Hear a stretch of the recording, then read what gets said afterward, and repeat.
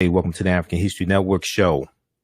We have a jam-packed show today. It's Wednesday, June 23rd, 2021. And I had some topics laid out for today's show, but then the story broke later today out of Florida. Washington Post reports federal judge halts black farmers' debt relief program in new legal blow. Federal judge halts black farmers' debt relief program in new legal blow. An estimated $4 billion of the American Rescue Plan hang in the balance, slated to restore land and economic stability to black farmers who were victims of discrimination. We're going to talk about this. This took place today, Wednesday, June 23rd. In federal court in Florida. Then there was a story continuing our discussion dealing with Juneteenth. There was a story there's a story from NBC News. And this deals with the connection between African Americans and Black Seminoles, Seminole Indians. A family celebrates Juneteenth in Mexico, where their black ancestors first found freedom. A family celebrates Juneteenth in Mexico, where their black ancestors first found freedom. And this deals with African Americans running away, African Americans who were enslaved running away into Mexico. Celebrating Juneteenth in Texas as well. Rather than staying at home in Texas where Juneteenth was first celebrated, Karina Taralba Harrington goes to her birthplace, Nacimiento de los Negros in Mexico, where her ancestors built a community long before slavery fully ended in the United States. So we're going to talk about this also on today's show. All right. Now, on the African History Network show, we focus on educating, empowering, and inspiring people of African descent throughout the diaspora and around the world. Because right now it's correct wrong behavior. What you do for yourself, what you do to yourself, and what you allow other people to do to you and get away with is based upon what you think about yourself. What you think about yourself is based upon what you have been taught about yourself. What you've been taught about yourself is based upon everything you've read, heard, and seen about yourself.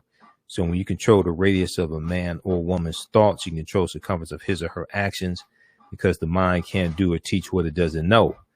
Now, we deal with a number of different topics here on the African History Network show. We deal with current events and history and politics, education, economic empowerment, entrepreneurship, relationships, love, sex, health issues, and much, much more. Sign up for our email newsletter. Text the word Kemet, K-E-M-E-T, to 22828 to sign up for our email newsletter. Text the word Kemet, K-E-M-E-T, to 22828 to sign up for our email newsletter, or visit our website, AfricanHistoryNetwork.com, AfricanHistoryNetwork.com. We have a new online course starting up Sunday. It's Sunday, July 4th. Ancient Kemet, the Moors, and the Maafa, Understanding the Transatlantic Slave Trade, what they didn't teach you in school, is class number 1. Okay. Ancient Kemet, the Moors, and the Maafa, Understanding the Transatlantic Slave Trade, what they didn't teach you in school. This is going to be Sunday, July 4th, 2 p.m. to 4 p.m. Eastern Standard Time. Visit our website, AfricanHistoryNetwork.com, for more information, AfricanHistoryNetwork.com. We'll also post a link here as well. This is a 10-week online course that I teach. We deal with thousands of years of history, and we deal with what led up to the transatlantic slave trade taking place as well. Okay, so I want to jump into this first topic here, dealing with the African American farmers. And you can support the African History Network, $, the AHN show through Cash App, $, the AHN show through Cash App, or through PayPal, paypal.me/the AHN show. Okay. We're here 6 days a week. We definitely need your support. This helps us keep doing the research, stay on the air, keep broadcasting, the show, etc. So I saw this story. I got the email about this from Washington Post. Federal judge halts black farmers debt relief program. Now, we know African American farmers can't get a break. We know there was $4 billion in debt relief for African American farmers and Hispanic farmers, Asian American farmers in the $1.9 trillion American Rescue Plan that no Republicans voted for, even though many Republicans are back in their districts touting the benefits of the American Rescue Plan. No Republicans in the House of Representatives or the U.S. Senate voted for this bill. So if we look at this article here from the Washington Post, African American and minority farmers were dealt a new legal blow on Wednesday when a Florida federal court issued a preliminary injunction halting a key part of the Biden administration's federal stimulus relief package that forgave agricultural debts to farmers of color. Now, keep in mind, Republicans weren't offering anything like this, and you had Republicans who attacked this. Lindsey Graham said systemic racism doesn't exist. Senator Lindsey Graham of South Carolina, who's not doing anything for the 6,000 African American farmers in South Carolina, he attacked this. He said it was reparations. He said it was reverse racism. He was on Fox News. You've had Republicans attacking this $4 billion in debt relief to address decades of discrimination against African American farmers from the U.S. Department of Agriculture and the U.S. government. Now, they didn't offer any remedy for what happened in the past. They don't want to even deal with that. OK, and at the same time, it's also important to remember, and we've talked about this here on this show before, white farmers got almost $26 billion in COVID-19 relief payments from the Trump administration. If we go back and look at the article from March 25th, 2021 from the Washington Post, it was an interview with the Secretary of Agriculture, Tom Vilsack, who was sworn in a couple months ago, confirmed by the U.S. Senate.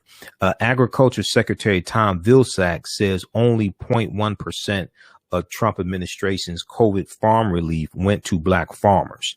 Okay, so Tom Vilsack, who's also the Secretary of Agriculture under the Obama administration, he said that a tiny fraction of Trump administration's COVID-19 relief for American farmers, just 0.1% of the overall package went to black farmers, according to Agriculture Secretary Tom Vilsack. Now, Tom Vilsack said of those who identified their race or ethnicity, black farmers received only $20.8 million.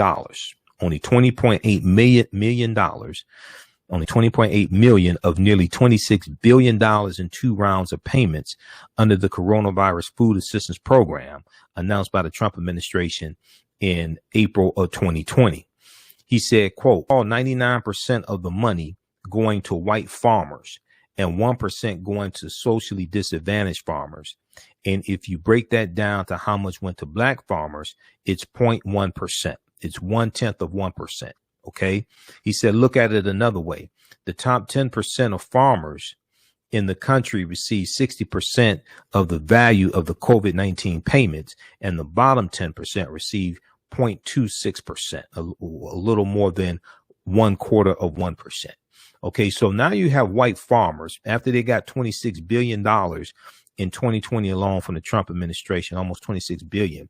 Now they're crying because of what's in the COVID-19, what's in the American Rescue Plan to address systemic racism against African American farmers. Okay, when these white farmers got almost $26 billion in 2020 alone, they weren't talking about discrimination against African American farmers. They weren't filing lawsuits and things like this. But now all of a sudden it's a problem when we deal with $4 billion in debt relief to deal with decades of discrimination against African-American farmers. African-American farmers have lost 92% of their land, okay, over about the past 100 years. They've lost 12 million acres of land. We've gone from 1 million African-American farmers in 1920 to about 45,000 today. Now, U.S. District Judge Marcia Morales Howard halted loan forgiveness payments and debt relief for disadvantaged farmers anywhere in the United States, according to the Middle District Court of Florida ruling. The lawsuit was filed by white farmer Scott Wynn of Jennings, Florida. So these white farmers crying these crocodile tears. Now, they were silent when they got almost 26 billion in 2020. They weren't talking about discrimination against African American farmers. Now all of a sudden they want to cry crocodile tears. The lawsuit was filed by white farmer Scott Wynn of Jennings, Florida, who also has farm loans and has faced financial hardship during the pandemic. He said the debt relief program discriminates against him by race. Where were these white farmers when they got 99% of the money in 2020, and African American farmers got 1/10 of 1%? Where were these white farmers talking about discrimination then? Where was Lindsey Graham? Where were all these white Republicans in 2020 when white farmers were getting money from the white nationalist party, the GOP, and the trade-in chief Benedict Donald? We'll deal with this on the other side of the break. This is an example of how elections have consequences. This is why these Republicans in the white nationalist party have to be voted out of office also. You listen to the African History Network show right here on 910 AM Superstation, the Future Radio. I'm Michael Imhotep. We'll be back in a few minutes. Black on Purpose Television Network. Yes, Black on Purpose Television Network. All black, all positive, all the time. The largest black-owned streaming television network in the world, bringing our people together worldwide, controlling our messages, our stories, our way. Black TV the way it should be. Black music, Black history, and more. 30 plus channels, thousands of shows. Black on Purpose Television Network. Subscribe now. For 25 years, the Black History 101 Mobile Museum has carried on the rich legacy of the Black Museum movement in America by showcasing original artifacts of the Black experience at colleges, universities, K-12 schools, corporations, libraries, conferences, and cultural events, making it the most traversed Black History mobile exhibit in American history. Dr. Khalid El-Hakim is the founder of the Black History 101 Mobile Museum, and he is a highly sought-after public speaker on topics of Black history, social studies, education, museum studies, hip-hop, and race relations. Dr. Khalid was named among the change makers for NBC Universal's Erase the Hate campaign and listed as one of the 100 men of distinction for Black enterprise. He recently founded the Michigan Hip Hop Archive on the campus of Western Michigan University. The Black History 101 Mobile Museum is currently scheduling in-person and virtual exhibits nationwide. For more information, please contact Dr. Khalid El-Hakim directly at 313-645-4197, 313-645-4197, or visit their website at blackhistorymobilemuseum.com. That's blackhistorymobilemuseum.com. You can also email him at bhistory101@yahoo.com, bhistory101@yahoo.com. 910, the Superstation, Detroit's only African-American talk radio. Welcome back to the African History Network show right here on 910 AM, the Superstation, the Future Radio. I'm your host, Brother Michael Imhotep. It is Wednesday, June 23rd, 2021, and we are live. Share this broadcast on your social media platforms. Invite your friends to tune in. Also, we're broadcasting on our Facebook fan page, The African History Network, The African History Network, and our YouTube channel, Michael Imhotep, IMHOTEP. Call-in number is 313-778-7600, 313-778-7600. 7600 is the call-in number if you have a question or comment. 313-778-7600 is the call-in number if you have a question or comment.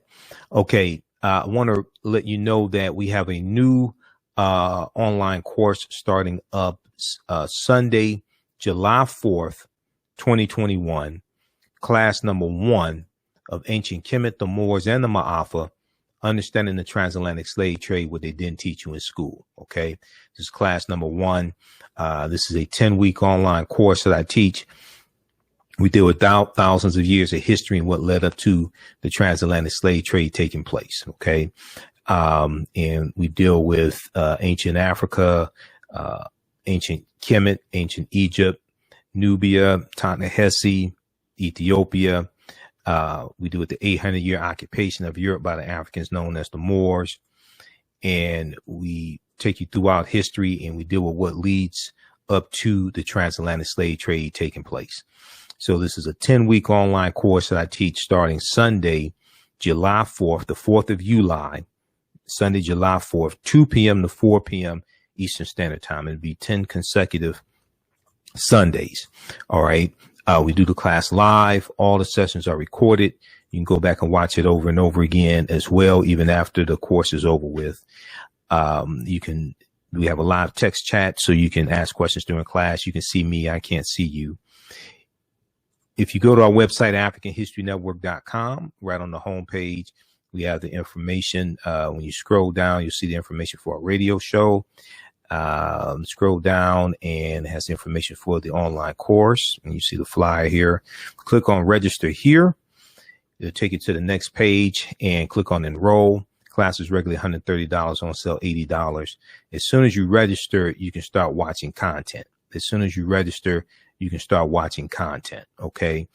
And what I'm going to do is you will also be enrolled into our Saturday class that meets at 12 noon. We have 3 more sessions of the Saturday class. So you'll be able to watch that Saturdays, 12 noon to 2 p.m. Eastern Standard Time. And you can go back and watch the archive classes of the Saturday class as well. Sessions 1 through 7. You'll be able to watch that. And you'll also be registered for the Sunday, July 4th class when class number 1 starts also. All right. So visit AfricanHistoryNetwork.com, AfricanHistoryNetwork.com, Ancient Kemet, the Moors, and the Maafa, Understanding the Transatlantic Slave Trade, what they didn't teach you in school. And we just posted the link here. You can register there. As soon as you register, you can start watching the content. All right. I want to go back to the story we were discussing right before the break. And this deals with the plight of African-American farmers and the attack from Republicans and white farmers who are crying discrimination.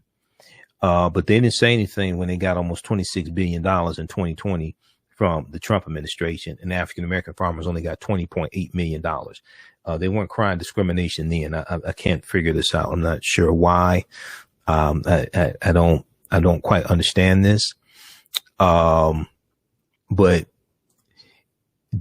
so there was a lawsuit filed in Florida by a white farmer named Scott Wynn, W-Y-N-N, of Jennings, Florida, who also has farm loans and has faced financial hardship during the pandemic.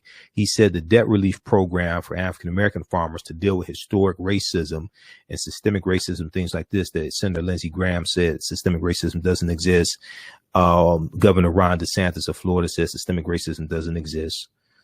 All right. And at the same time, they're not advocating any programs that are beneficial in general to African Americans. This was in the $1.9 trillion American Rescue Plan that no Republicans voted for in the House of Representatives or the U.S. Senate. And this debt relief for African American farmers, this was put in here by Senator Raphael Warnock of Georgia and Senator Cory Booker of New Jersey.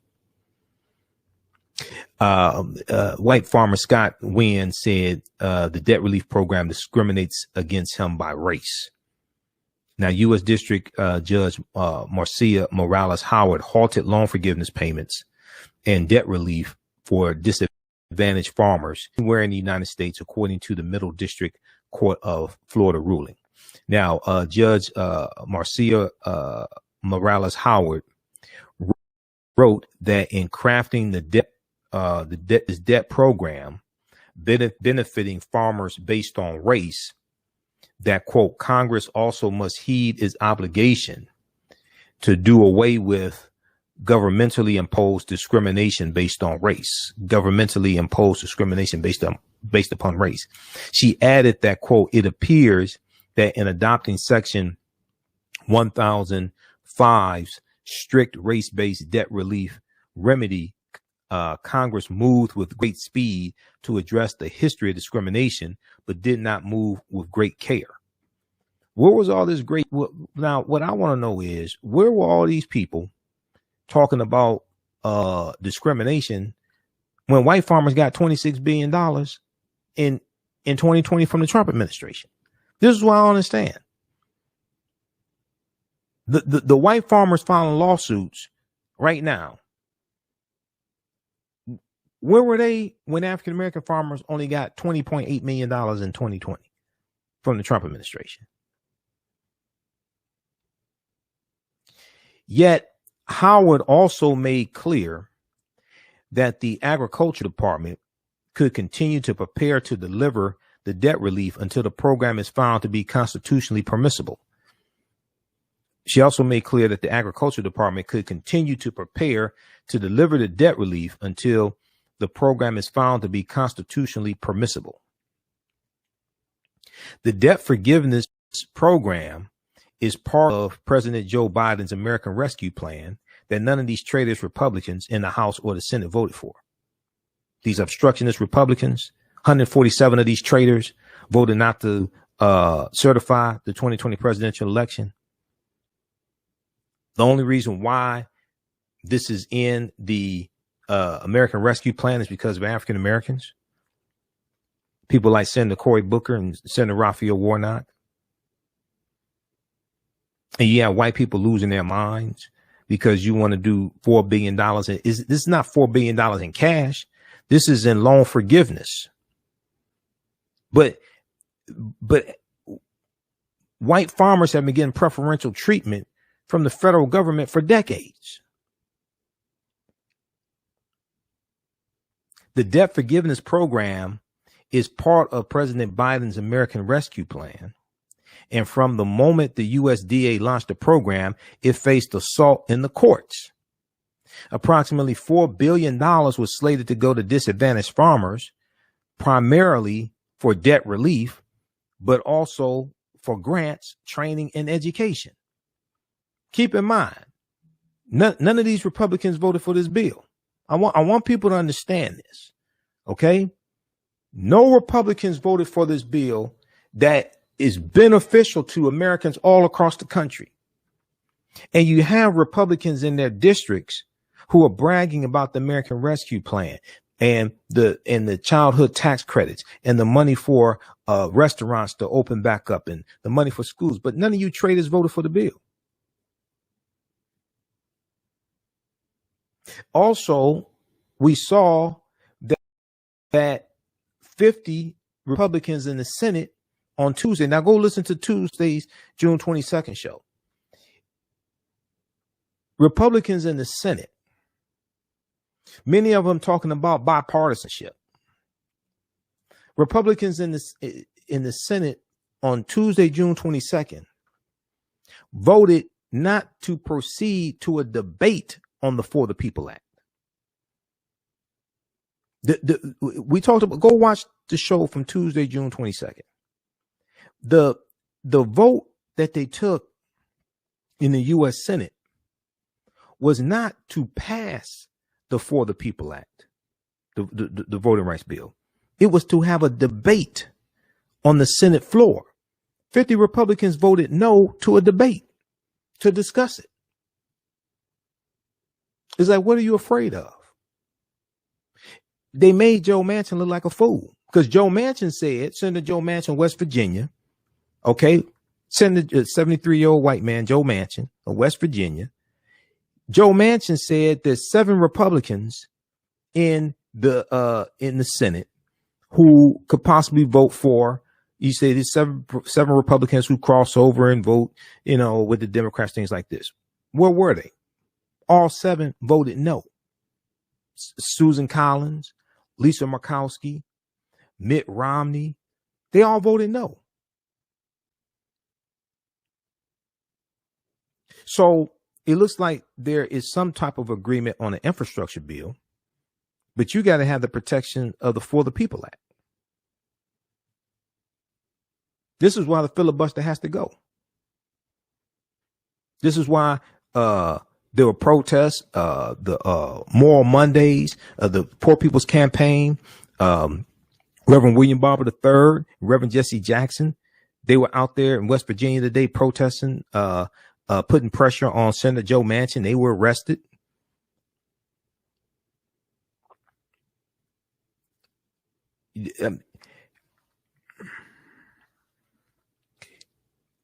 Politics is the legal distribution of scarce wealth, power, and resources, and the writing of laws, statutes, ordinances, amendments, and treaties, their adoption, interpretation, and enforcement.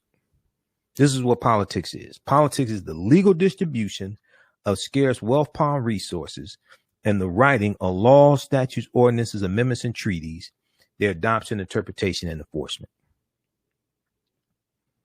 So they're going to have to do away with the filibuster.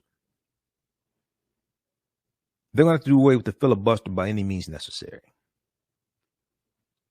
Because now you have to keep in mind, Mitch McConnell has already made it clear. McConnell said 3 or 4 weeks ago, he's 100% focused on stopping Joe Biden's agenda. Joe Biden's agenda is good for America, including these dumbass Republicans that voted for these dumbass Republicans. It's even good for them.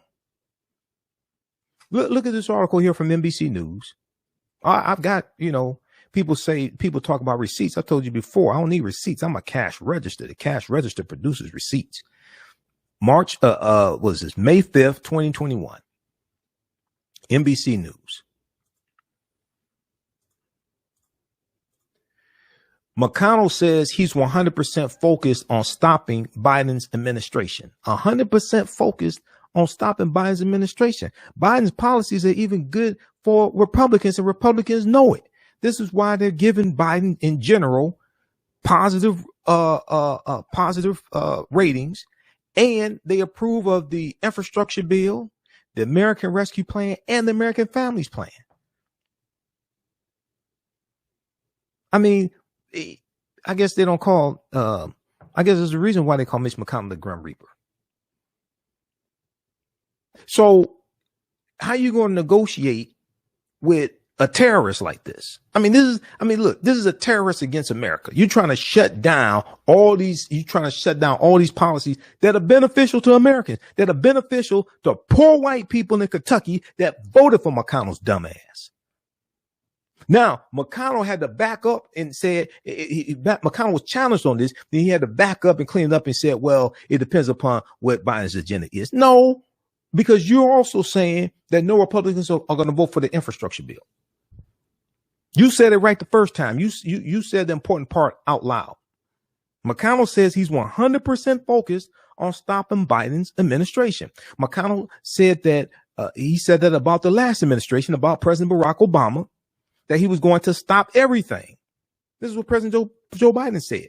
And this is what McConnell did. McConnell blocked the last 2 years of the Obama administration. Democrats lost control of the U.S. Senate in 2014. There were 103 vacancies on the federal bench when President Obama left office. Not because he didn't nominate people to fill the federal judges, not because he didn't nominate them, because Mitch McConnell and Republicans in the Senate blocked his federal judge nominations. It wasn't just Merrick Garland for the U.S. Supreme Court they blocked his federal judge nominations. This is how evil and wicked these people are.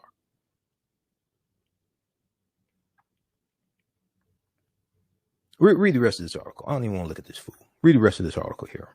McConnell says he's 100% focused on stopping Biden's administration. We need to be 100% focused on voting these traitors out of office. Now, McConnell just got reelected in 2020. But these other traitors in the Senate, we need to vote them out of office and make McConnell's life a living hell. It needs to be like 60, 62, 65 Democrats in the Senate. And leave McConnell and then blow up the filibuster and run all these bills through. Okay, run a political train on the Republicans. That's what we need to do. Run a political train on the Republicans. I'm serious. These are some wicked demons right here. They are fighting for raw, naked power. They don't give a damn about the Constitution. Now, all you got to do is go look at what McConnell did with the filibuster to get the judges approved. McConnell set aside the filibuster. McConnell changed the rules for the filibuster to get the federal judges approved. These people are fighting for raw, naked power. They don't care about no Constitution. These are demons. So when you negotiate with demons, you got to have people. You can't send choir boys to negotiate with demons. You got to have people who think like the demon thinks. That's all there is to it. We need people like Bumpy Johnson. See, we need people like we need like gangsters like Bumpy Johnson to deal with these demons. You can't go fight a fair fight with demons. They don't care about rules. All right, let's continue. Let's go back to this article here. So the program was already temporarily on hold due to a separate restraining order in a case by a white farmer in Wisconsin. The program was already temporarily on hold due to a separate restraining order in a case by another white farmer crying crocodile tears in Wisconsin. We've talked about all these lawsuits here, Wisconsin, in Texas, all this stuff, right? However, even if that Wisconsin order is reconsidered or even reversed in July, when a ruling is expected, this new nationwide injunction would still keep the program on hold for some time. The Florida case is considered the first nationwide preliminary injunction, said lawyers for the group Pacific Legal Foundation, which filed a lawsuit in May. Quote, this program is discriminatory because it bases eligibility for loan forgiveness solely on the basis of being a member of a minority group, regardless of your circumstances. When Fa, an attorney with Pacific Legal Foundation, said Wednesday, if you're a white farmer, regardless of your circumstances, you are categorically ineligible. No, it's dealing with farmers who historically were discriminated against. They are ignoring 100 years of discrimination against African-American farmers from the federal government in the U.S. Department of Agriculture. A request for comment from the USDA was not immediately returned. The White House referred questions for comment to the U.S. Department of Justice. Now, see, I want all the people running around talking about reparations, we want reparations. And when I asked them, explain to me the process to get reparations, they can't tell you how to get it. It's just like when I was in Atlanta this past week. So I'm asking people, okay, explain to me how many votes does it take to get a bill passed in the House of Representatives? Nobody could tell me. I'm like, who the hell are you listening to? Ask people, explain to me the process.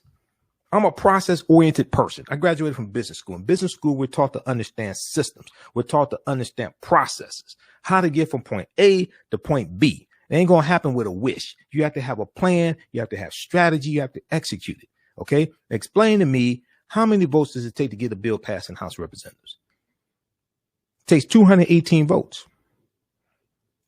How many votes does it take to get a bill passed in the U.S. Senate? In general, 60.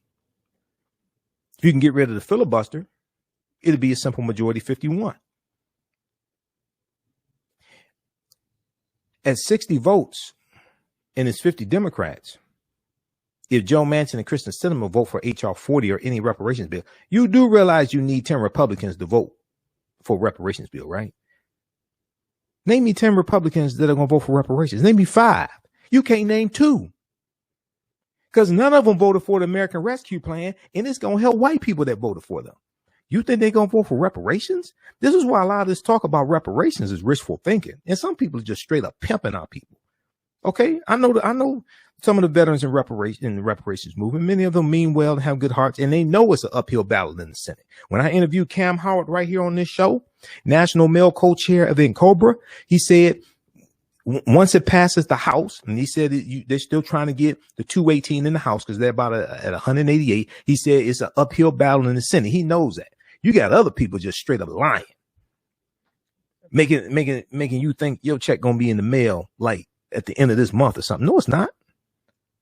The earliest you're going to be able to get H.R. 40 passed in the Senate possibly is 2023. That's if you get 60 plus Democrats in the Senate in the 2022 midterm election, or if they blow up the filibuster and you can get a 51, you can do a 51 majority vote in the Senate. The earliest you're going to get any in the Senate, earliest you're going to get any type of reparations bill passed is 2023, after the 2022 midterm election. Okay, so we have to deal with reality. And this is why we have to understand politics. And this is the importance of it. And this is why Republicans are working so hard to suppress the votes and pass these voter restriction bills, because they don't have they're not advocating for policies that are beneficial for Americans in general, especially African Americans. They may be able to come to an agreement on HR 1280, the George Floyd Justice and Policing Act, but that's because Senator Tim Scott is leading that. It ain't because most Republicans ain't advocating for that in the Senate. Most Republicans are not advocating for that in the Senate. And the George Floyd Justice and Policing Act passed the House of Representatives March 3rd, 2021 by a vote of 220 to 212. No Republicans voted for the bill in the House of Representatives. So that already tells you what their agenda is. No Republicans, not one. The 212 Republicans voted no on the George Floyd Justice and Policing Act in the House of Representatives. So that already tells you what their agenda is. I think we still have the article up here from MSNBC. Let me see. Do we have that one? I was looking at it earlier today. This one right here. Is this the right one? What date is this?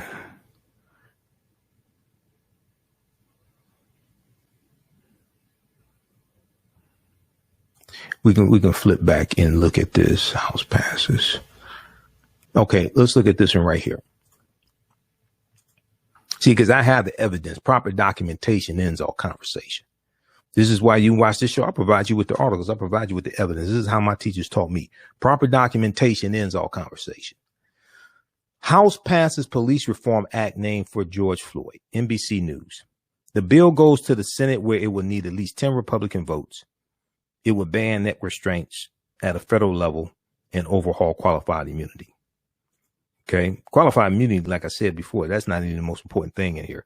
Most important thing in this bill, and I've read HR 1280, most important thing is lowering the federal standard to prosecute police officers from willful intent down to negligence. Okay. That's even more important than, qualified immunity, because qualified immunity is just a civil lawsuit. Okay, when you start talking about locking police officers up, putting them in prison, that's even a bigger deterrent. This is from March 3rd, 2021. Okay, look at this. House on Wednesday. The House on Wednesday passed a police reform bill that will ban chokeholds and overhaul qualified immunity protections for officers. The George Floyd Justice and Policing Act, HR 1280, passed 220 to 212.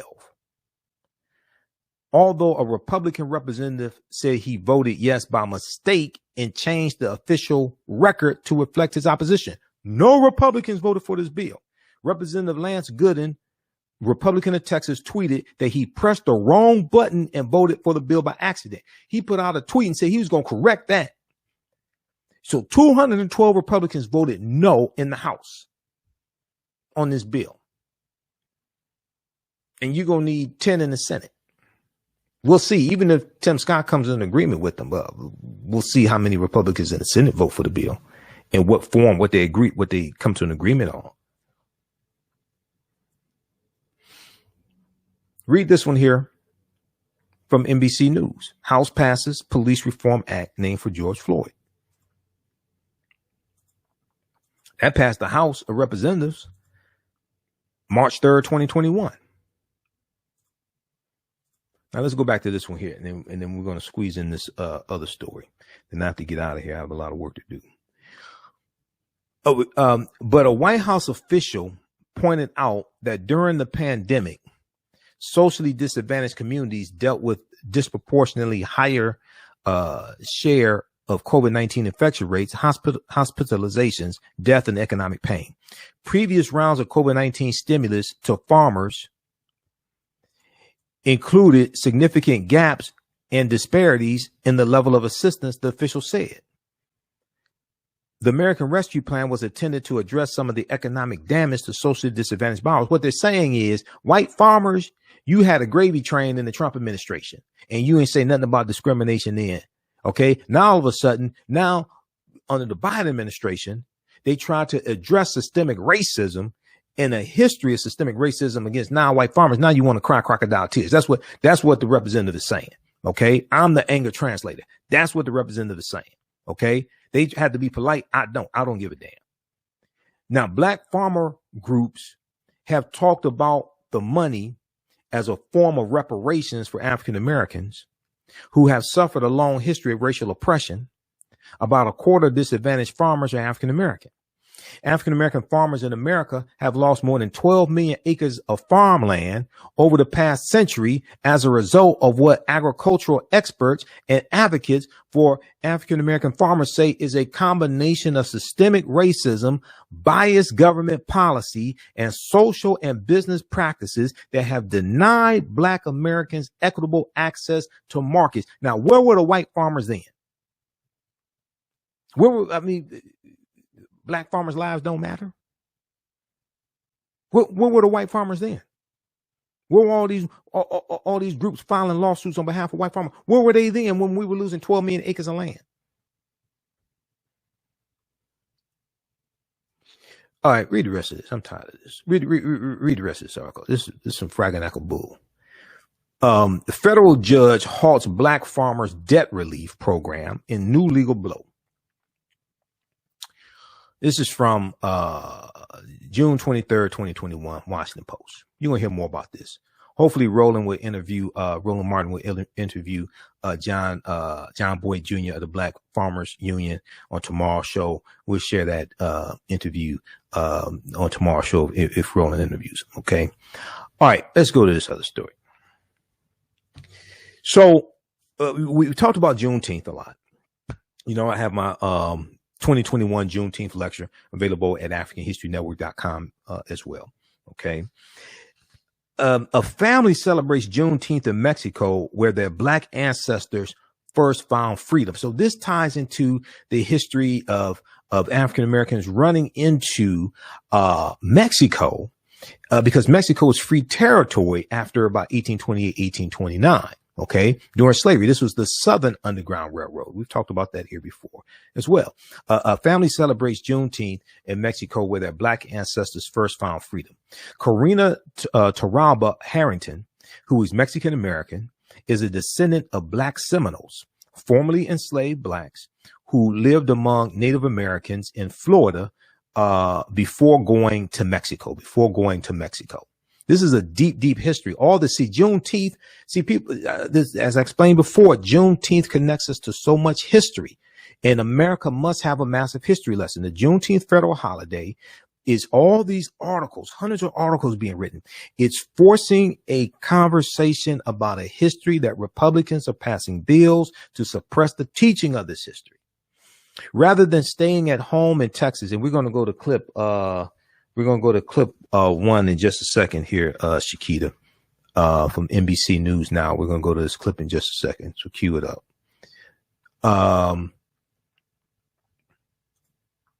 Rather than staying at home in Texas where Juneteenth was first celebrated, Karina Taraba Harrington goes to her birthplace, Nacimiento de los Negros in Mexico, where her ancestors built a community long before slavery fully ended in the United States. Celebrating Juneteenth in Texas as the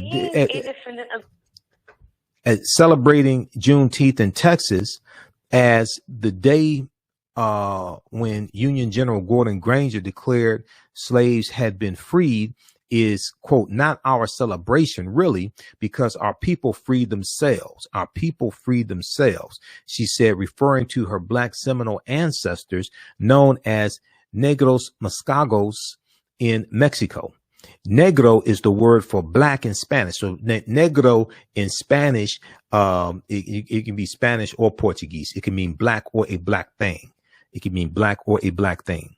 Now, they found freedom more than a decade before the Emancipation Proclamation or the 13th Amendment, because the Emancipation Proclamation did not free the enslaved Africans. And before Major General Gordon Granger enforced it in Texas on June 19th, 1865. Our celebration is a commemoration to all people who were free on that day, Taraba said. Now, in her Mexican hometown, June 19th is El Baile, B-A-I-L-E, El Baile de los Negros, the dance of the blacks, or El Dia de Negro, the day of the blacks, she said.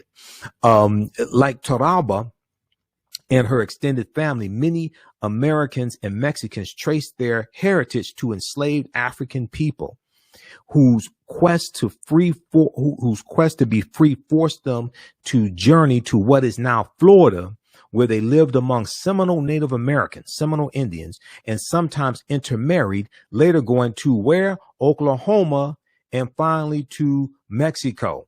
And there's Seminole Indians. You have Creek Indians in Oklahoma, but Seminole, Choctaw, Chickasaw, Cherokee, all those in Oklahoma. We're out of time here on 910 AM Superstation WFDF. Those watching on our Facebook fan page, The African History Network, and our YouTube channel, Michael Imhotep. Keep watching. Right now, it's correct wrong behavior. It's not over till we win Wakanda forever. We'll talk to you tomorrow. Peace. Stand by. All right. I'm gonna go to this clip here in just a second. How's everybody doing? Okay, share this broadcast on social media platforms. Invite your friends to tune in. Be sure to register for the online course that I teach. We have a new one, class number 1, starting up Sunday, July 4th. Sunday, July 4th, 2 p.m. to 4 p.m. Eastern Standard Time. Ancient Kemet, the Moors, and the Maafa. Understanding the transatlantic slave trade, what they didn't teach you in school. Ancient Kemet, the Moors, and the Maafa. Understanding the transatlantic slave trade, what they didn't teach you in school. This is a 10-week online course that I teach. We deal with thousands of years of history and what led up to the transatlantic slave trade taking place. Class number 1 starts up Sunday, July 4th. Okay. Now, as soon as you register, you'll be able to you'll be able to watch content that we already have. We're going to enroll you in our Saturday course also. That meets at 12 noon on Saturdays. We have like 3 more classes left. So you'll be able to watch classes 1 through 7 as soon as you register. They're already archived of the Saturday class. And you'll be registered for the Sunday course that starts up Sunday, July 1st, 2 p.m. Eastern Standard Time with class number 1. All right, I want to go to this clip here.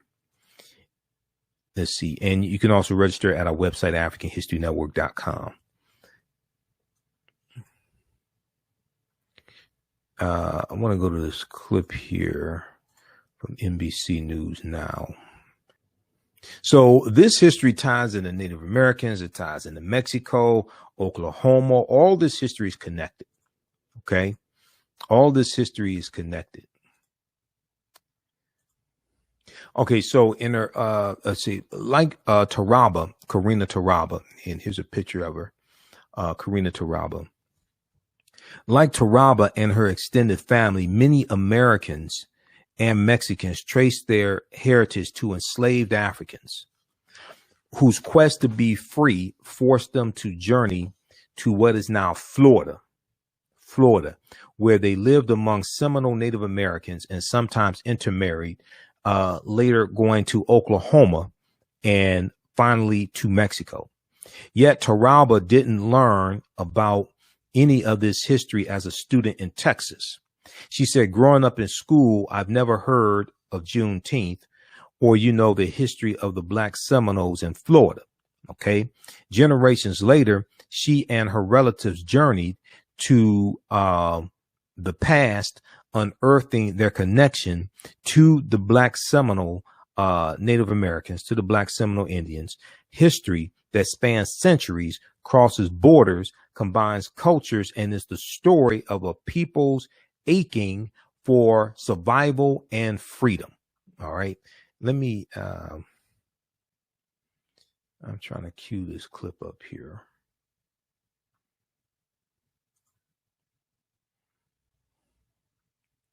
All right, let's go to this clip.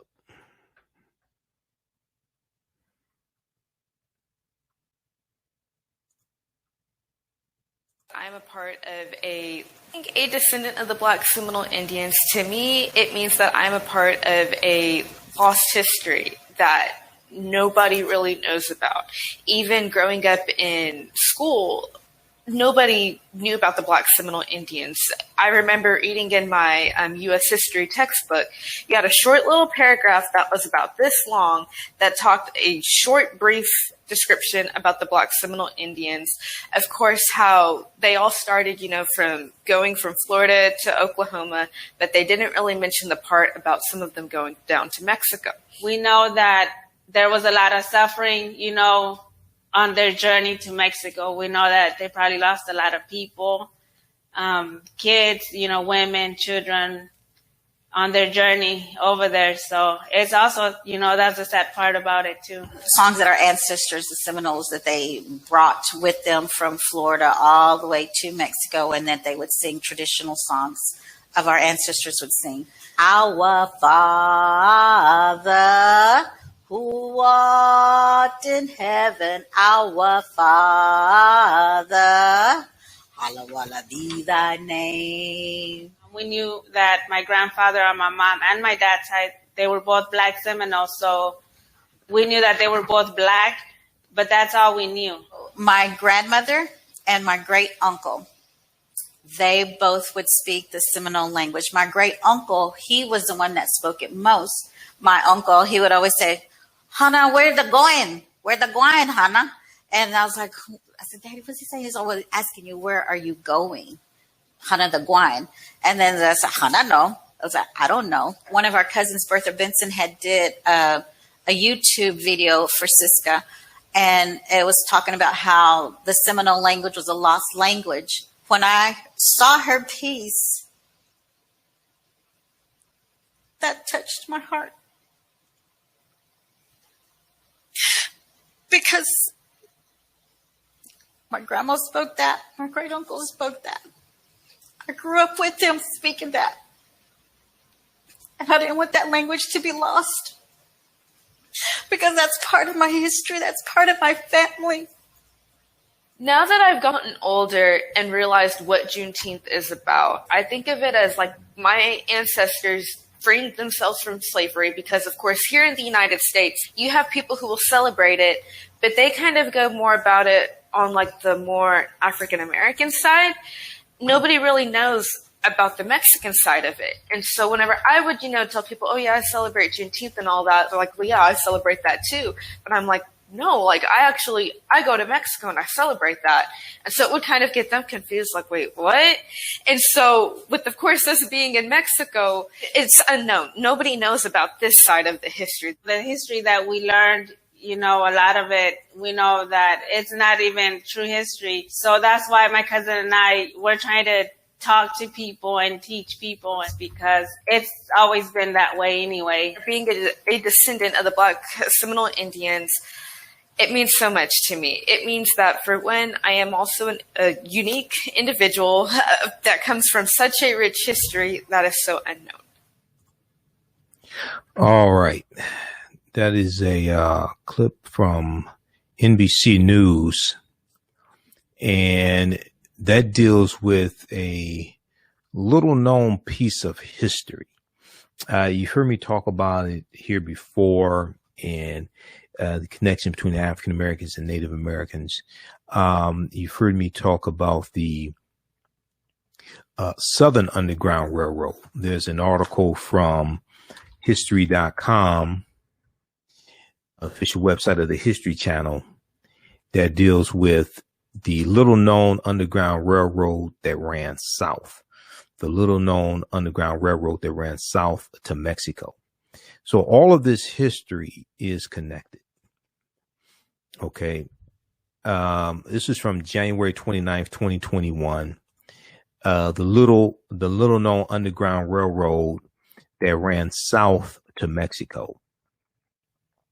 Unlike the northern free states, Mexico did not agree to return people who had fled slavery, because Mexico was free territory.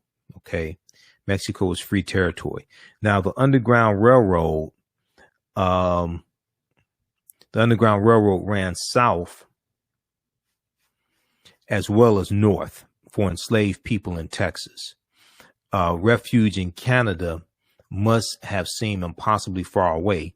Fortunately, slavery was also illegal in Mexico. Researchers estimate 5,000 to 10,000 people escaped from bondage into Mexico, says Maria Hammock, who is writing her dissertation about the topic at the University of Texas at Austin. But she thinks the actual number could be even higher. She said these were clandestine routes, and if you got caught, you would be killed and lynched. So most people did not leave a lot of records. There's some evidence that the Taínos or Mexicans in Texas acted as conductors on the southern route by helping people get to Mexico. In addition, Maria Hammock has also identified a black woman and two white men who helped enslaved workers escape and try to find a home for them in Mexico. Now, this picture here, this is a depiction of a slave auction in Austin, Texas.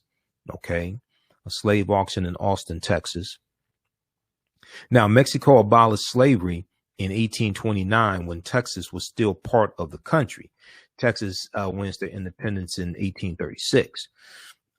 Mexico abolished slavery in 1829 when Texas was still part of the country, in part prompting white slave-holding immigrants to fight for independence in the Texas Revolution. Once they formed the Republic of Texas in 1836, they made slavery legal again. So the white men made slavery legal again. Slavery was abolished in Mexico when Vicente Guerrero became president of Mexico. He was of African descent and a former slave. Okay, Vicente Guerrero. And you're going to have, see, all this ties into the history of Texas. And you see that when Texas comes into the Union, the United States, in 1845, it comes in as a slaveholding state. All right. And this ties into the history of the Texas State Constitution, 1876, with the purity of the ballot box clause. All this is connected. All right. If you look at this article from face-to-faceafrica.com, face-to-faceafrica.com, the first black, the first black president of Mexico whose execution the first black president of Mexico whose execution shocked the nation. The first black president of Mexico whose execution shocked the nation. This is from January 1st, 2020. And this is about Vicente Guerrero. All right. When black leader Vicente Guerrero campaigned for president in 1828, sources say he had to fight the lighter-skinned Mexican elite that was bent on maintaining a system of white supremacy in Mexico. Even before he could abolish slavery, he had to face a Spanish invasion. There was another hurdle. Despite helping Mexico fight against Spain for independence in the early 19th century, Vicente Guerrero had to deal with some influential Mexicans who looked down on him for having Afro-Indio roots and for being a mule driver by trade. All right. A descendant of about 250,000 enslaved Africans brought to Mexico during colonial times. Vicente Guerrero was born on August 9, 1783 in Tixla, now the state of Guerrero in Mexico, to a humble family. So read the rest of this article here. The first black president of Mexico whose execution shocked the nation. That's from face-to-faceafrica.com. All right, now we'll post this link here.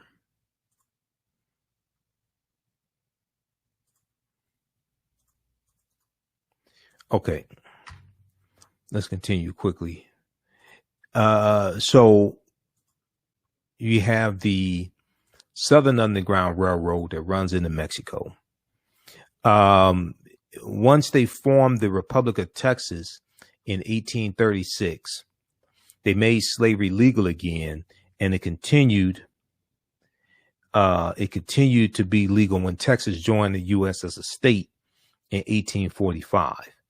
Enslaved people in Texas were aware that there was a country to the south where they could find different levels of freedom. Though indentured debt servitude existed in Mexico, it was not the same as chattel slavery. Maria Hammock has discovered one runaway named Tom who had been enslaved by Sam Houston. Now, Sam Houston was a president of the Republic of Texas who had fought in the Texas Revolution. Once Tom got across the border, he joined the Mexican military that Sam Houston had fought against. Now, fugitive enslaved people got to Mexico in many different ways. Some went on foot while others rode horses. Some went on foot while others rode horses or snuck aboard ferries bound for Mexican parts.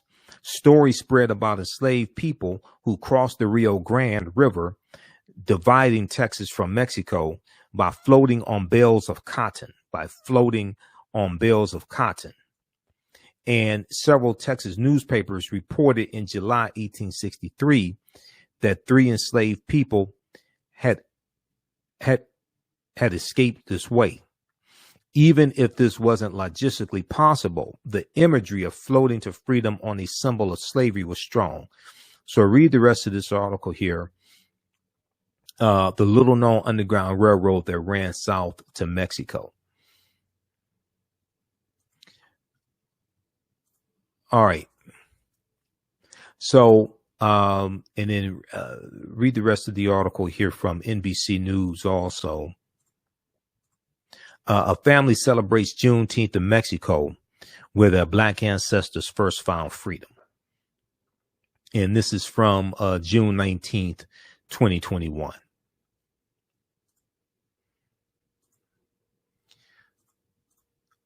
Okay. If you like this type of information, you can support the African History Network, $ the AHNShow through Cash App, $ the AHNShow through Cash App, then also through PayPal, paypal.me/the AHNShow. And here is our actual Cash App account here. $TheAHNShow. And if you type in our full Cash App tag, $TheAHNShow, SHOW, it'll show my name. It'll say Michael and then show my picture there. These other ones are the fake Cash App accounts. Okay, these are not mine. Somebody set these up. So we'll post this link here. And then also through PayPal, paypal.me/TheAHNShow. Be sure to register for the online course that I teach. We have a new one starting up Sunday, July 4th, 2021, 10-week online course. Ancient Kemet, the Moors, and the Maafa, understanding the transatlantic slave trade, what they didn't teach you in school. Ancient Kemet, the Moors, and the Maafa, understanding the transatlantic slave trade, what they didn't teach you in school. So we deal with thousands of years of history and what led up to the transatlantic slave trade taking place. When you go to our website, scroll down the page, you'll see the information for the online course. It's on sale $80, regularly $130. Click here to register here. It'll take you to the next page and click on enroll. As soon as you enroll, you can start watching the bonus content. We'll enroll you in also our Saturday class that meets 12 noon to 2 p.m. on Saturdays. We have 3 more classes of the Saturday class. And then all those sessions are archived. So as soon as you register, you can watch classes 1 through 7 of the Saturday class as well. All right, we have to get out of here. Thanks for tuning in. And you're going to be able to watch our show very soon on blackonpurposetv.com, BOPTV.com, blackonpurposetv.com. So you're going to hear more about that also. Black on Purpose Television Network. Yes, Black on Purpose Television Network. All black, all positive, all the time. The largest black-owned streaming television network in the world, bringing our people together worldwide, controlling our messages, our stories, our way. Black TV the way it should be. Black music, black history, and more. 30+ channels, thousands of shows. Black on Purpose Television Network. Subscribe now. Hi, I'm Joel Wilson, President and CEO of JCW Computer Consulting LLC, a technology implementation firm with over 20 years of satisfying customers. We offer a full spectrum of industry top-tier branded services. We are an authorized partner or reseller for Lenovo, Zoom, T-Mobile, Microsoft 365 and Surface tablets, Google Workspace, Acer, Asus, Samsung, PCmatic security software, and many more. Our online store features laptops, Chromebooks, computers, printers, accessories, and software. Businesses, take advantage of our free 1-hour Zoom tech consultation and know we offer top nationwide high-speed internet service providers, voice over IP, and cellular phone services. Home users, don't miss our current in-stock Chromebook inventory. Please visit us at jcwcc.com or call 215-879-6701. Gain knowledge in minutes from insightful summaries of progressive and socially conscious books. Blacklisted gives you access to curated content that'll satisfy your curiosity to learn and understand different perspectives. Empower yourself through inspirational and actionable ideas. It's easy to read or listen to on the go. Blacklisted. Empower yourself. Start your free trial today. All right. Visit BOPTV.com, BOPTV.com, Black on Purpose, TV.com. And you can sign up there. They have all types of content, all types of positive content for African Americans. All right. Remember, right now is corrects wrong behavior. It's not over till we win. Wakanda forever. And we'll talk to you tomorrow. Peace. We all know the cannabis industry is headed toward an uprise in the past decade. What happens when there is a brand that brings this uprise in a blow? The cannabis industry welcomes her uprise. Hustle her hemp.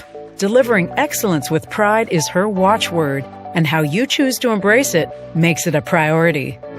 From cultivating rich cannabis into exquisite and tastefully finished CBD products to delivery, Hustle Her Hemp leaves no stone unturned.